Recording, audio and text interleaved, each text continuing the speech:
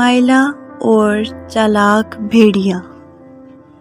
کسی دور دراز ملک میں ایک ننھی منی لڑکی اپنی امی کے ساتھ رہا کرتی تھی۔ ان کا گھر جنگل کے قریب ہی ایک چھوٹے سے گاؤں میں تھا۔ اس لڑکی کا نام شمائلہ تھا، لیکن گاؤں کے تمام لوگ اس کو شمائلہ لال ٹوپی والی کہا کرتے تھے، کیونکہ وہ ہر وقت لال رنگ کی ٹوپی پہنے رہتی تھی۔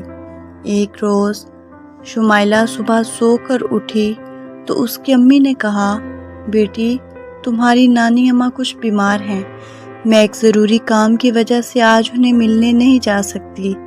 ایسا کرو تم جا کر نانی اماں کی خیریت دریافت کر آؤ، اور اس ٹوکری میں نے ان کے لیے کچھ پھل رکھ دیے ہیں، یہ ان کو دے آؤ۔ شمائلہ جب پھلوں کی ٹوکری لے کر جانے لگی تو اس کی امی نے آواز دے کر کہا، دیکھو بیٹی، راستے میں کسی اجنبی سے کوئی بات اور سیدھی نانی امی کے گھر جانا۔ شمائلہ نے کہا، جی اچھا۔ امی نانی اماں کا گھر پورا جنگل عبور کرنے کے بعد تقریباً آخری کنارے پر تھا۔ شمائلہ لال ٹوپی والی اچھلتی کودتی اپنے آپ میں مگن جا رہی تھی کہ ایک بھیڑیے نے اس کا راستہ روک لیا اور پوچھا، پیاری بچی، تم اتنی صبح کہاں جا رہی ہو اور تمہاری اس ٹوکری میں کیا ہے؟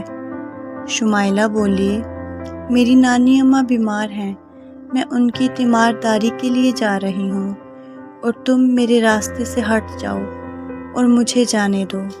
میری امی نے راستے میں کسی بھی اجنبی سے بات کرنے سے منع کیا تھا۔ بھیڑیے نے کہا، ٹھیک ہے چلی جاؤ، لیکن میرا خیال ہے کہ اگر تم نانی اماں کے لیے جنگل کے ان جنگلی پھولوں کا ایک گلدستہ بنا کر لے جاؤ تو وہ بہت خوش ہوں گی۔ شمائلہ کو یہ تجویز پسند آئی اور وہ جنگلی پھول توڑنے لگی۔ بھیڑیا بھاگم بھاگ نانی اماں کے دروازے پر پہنچا اور دروازے پر ہلکی سی دستک دی۔ اندر سے نانی اماں نے پوچھا، کون ہے؟ چالاک بھیڑیے نے آواز بدل کر کہا، یہ میں ہوں نانی اماں، شمائلہ لال ٹوپی والی۔ نانی اماں بولیں، بیٹی دروازہ کھلا ہے، اندر آ جاؤ۔ بھیڑیے نے دروازہ کھولا اور ایک ہی جست میں نانی اماں کی چارپائی کے قریب جا کھڑا ہوا اور پلک جھپکتے میں نانی اماں کو نکل گیا۔ اب اس نے نانی اماں کے کپڑے پہنے اور ان کا کمبل اوڑھ کر بستر پر لیٹ گیا۔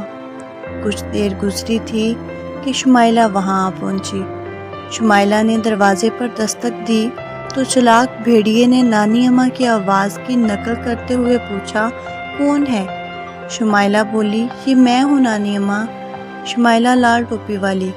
بھیڑیے نے نانی اماں کی آواز میں کہا، اندر آ جاؤ بیٹی، دروازے کو کنڈی نہیں لگی۔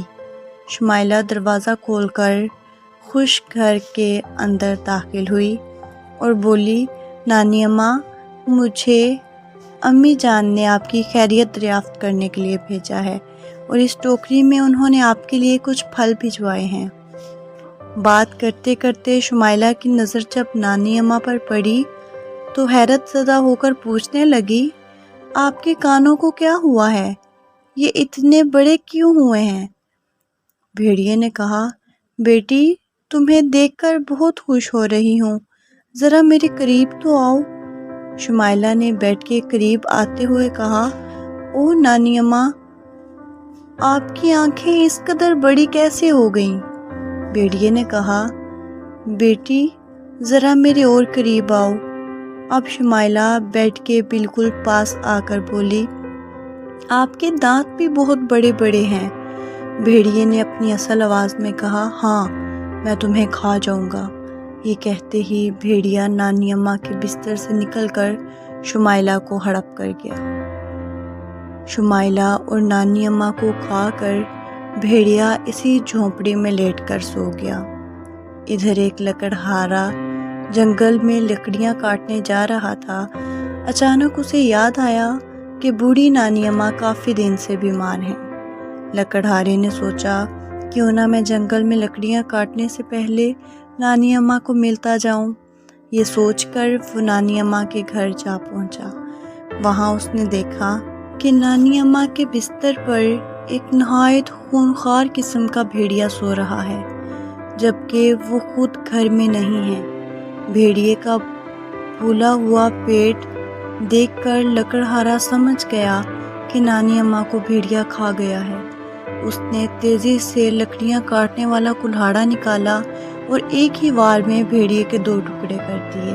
بھیڑیے کا پیٹ پھٹتے ہی نانی اماں اور شمائلہ باہر آ گئی۔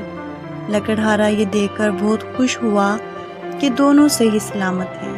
شمائلہ اور اس کی نانی اماں نے لکڑہارے کا شکریہ ادا کیا اور شمائلہ خوش اپنے گھر واپس روانہ ہو گئی۔ لیکن اس دن کے بعد کبھی شمائلہ نے کسی اجنبی سے بات نہیں کی۔